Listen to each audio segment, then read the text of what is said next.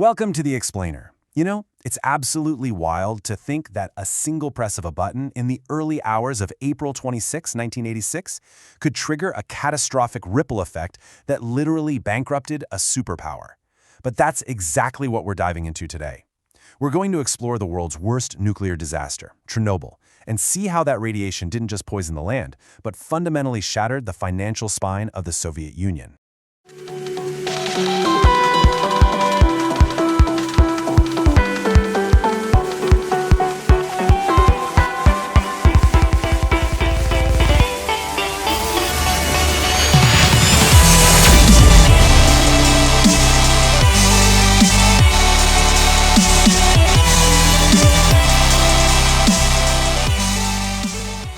Here's our roadmap for today. We'll be hitting 1. The catalyst, 2. The immediate blast radius, 3. The ecological catastrophe, 4. The economic black hole, and finally 5. The fall of an empire.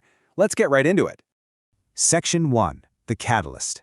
We're starting our story right inside the control room of reactor number 4, during a fateful safety test that went catastrophically wrong. Okay, so to get the science of this RBMK-1000 reactor, just think of a car. The reactor uses a graphite moderator, which basically acts like your gas pedal, speeding up the nuclear chain reaction. Opposing that, you have control rods made of boron. Those are your brakes. They absorb excess neutrons to effectively slow the whole reaction down. Pretty straightforward, right? Well, during their preparations for the test, the reactor's power suddenly dropped drastically. Why? It was because of a byproduct called xenon-135 that had accumulated in the core.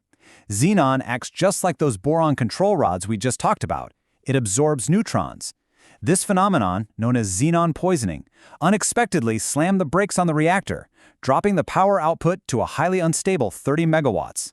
Following the timeline of that night, to counter that massive power drop and force the test to happen, sleep-deprived operators actually violated core safety protocols. By 1 a.m., they had pulled out almost all the control rods, leaving literally just 8 in the entire core, just to fight the xenon and wrestle the power back up to 200 megawatts. But without those vital breaks, at 1:19 a.m., the coolant water rapidly turned to steam, removing even more resistance. A massive positive feedback loop kicked off, the reaction surged, and finally, at 1:23 a.m., they hit the emergency stop button. Which brings us to a terrifying paradox. When they hit that emergency stop button at 1:23 a.m., we really have to ask, why on earth did the safety brakes cause the exact disaster they were meant to prevent? Moving to Section 2, the immediate blast radius and a fatal design flaw. So, here is the crucial point, a literal fatal design flaw. Those boron brake rods, they actually had graphite gas pedal tips. I mean, think about that. When the emergency button was pressed, those graphite tips entered the core first, instantly speeding up an already out-of-control reaction. Boom! 2 massive explosions blew the 1,000-ton lid right off the reactor. 192 tons of uranium were completely exposed, the graphite core burned for 10 straight days, and an amount of radiation equal to 400 Hiroshima bombs was released straight into the night sky. But the immediate threat wasn't even close to being over. There was a pool of water sitting directly underneath that melting core. If the radioactive magma hit that water, it would have triggered a secondary steam explosion that could have literally rendered the entire European continent uninhabitable for thousands of years. To prevent this from happening and to build that massive concrete containment structure we know as the sarcophagus, the Soviet Union sent in over 200,000 liquidators. When remote-controlled machines completely fried and broke down in the extreme radiation, they used humans. They called them biorobots. These people bravely sacrificed their health and, in many cases, their lives just to contain the disaster. Section 3. An ecological catastrophe. Let's look at how this poisoned a continent.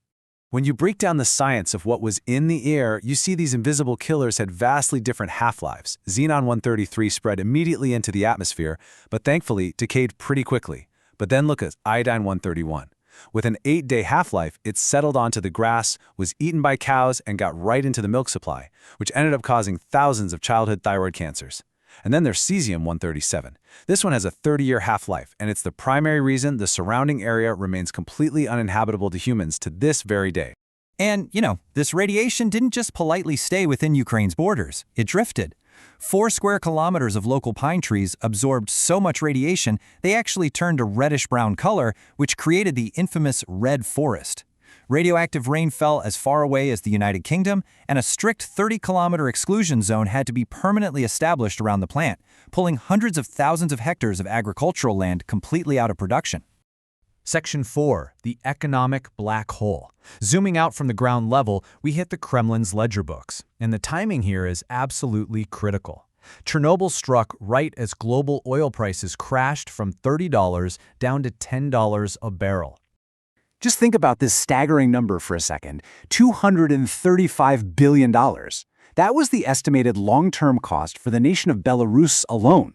The total cost across the entire Soviet Union made Chernobyl the single most expensive accident in human history. We're talking about an 18 billion ruble fire that burned through the Soviet budget at the exact moment their primary source of hard currency, oil revenues, had been totally slashed. This triggered a financial death spiral that played out in 4 really devastating steps. Step 1, the massive cleanup.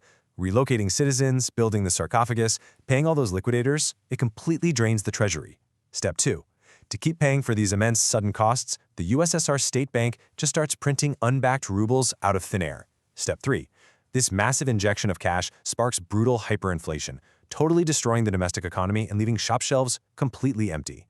And Step 4, to buy basic necessities, like grain, their foreign debt skyrockets from $28 billion to over $50 billion.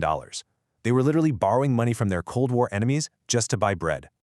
On top of all that, the disaster completely paralyzed the Soviet energy strategy on multiple fronts. Planned nuclear plants were canceled all across the country. Lucrative nuclear technology exports just evaporated overnight because, frankly, nobody trusted Soviet reactor designs anymore. And because their nuclear power expansion was halted, they were forced to burn the domestic natural gas and oil that they desperately needed to sell abroad for foreign currency. It just deepened the deficit even further. Which brings us to Section 5, the fall of an empire. This is the macro level, where the physical and financial poison broke something far deeper, the social contract between the Soviet state and its citizens. The whole event really exposed what you could call the lie of competence. For days after the explosion, the government actively tried to cover the disaster up. It actually took Swedish monitoring stations detecting the radiation to finally force an admission from Moscow. This totally shattered the myth of Soviet technological superiority and proved a terrifying reality to the public. The state couldn't, or just wouldn't, protect its own people. It inadvertently weaponized Mikhail Gorbachev's new policy of glasnost, or openness, suddenly giving everyday citizens the courage and the outrage to finally speak out against the entire system. So this complete loss of trust rapidly morphs into raw nationalist rage, leading to devastating geopolitical consequences. Liquidators who were promised lifelong healthcare and pensions found themselves suing a bankrupt state when the funds just dried up. In Ukraine, eco-nationalism heavily galvanized the independence movement. Citizens realized that staying in the Union was a literal biological threat to their families. By December 1991, 90% of Ukrainians voted to leave. And broadly speaking, the central government simply could no longer afford to maintain its military grip on satellite states in Eastern Europe. The money was gone. Actually, this quote from the last leader of the Soviet Union, Mikhail Gorbachev, really hits the nail on the head for our thesis today. He said, "The nuclear meltdown at Chernobyl was perhaps the real cause of the collapse of the Soviet Union. The Soviet economy was basically like a rusting, fragile bridge, already groaning under the weight of severe inefficiency and low oil prices. Chernobyl was the insanely heavy truck that drove onto that bridge at the worst possible moment, snapping the cables completely." To wrap this all up, looking at the ruins of this superpower, we really have to ask ourselves a provocative question. Does a rigid, secretive system inherently carry the seeds of its own financial and structural destruction? When a government relies entirely on secrecy, on inflexible central planning, and the suppression of the truth, is an 18 billion ruble meltdown just a matter of time? Thank you so much for joining me on this explainer. I really hope it gave you a completely new perspective on the true, far-reaching cost of the Chernobyl disaster.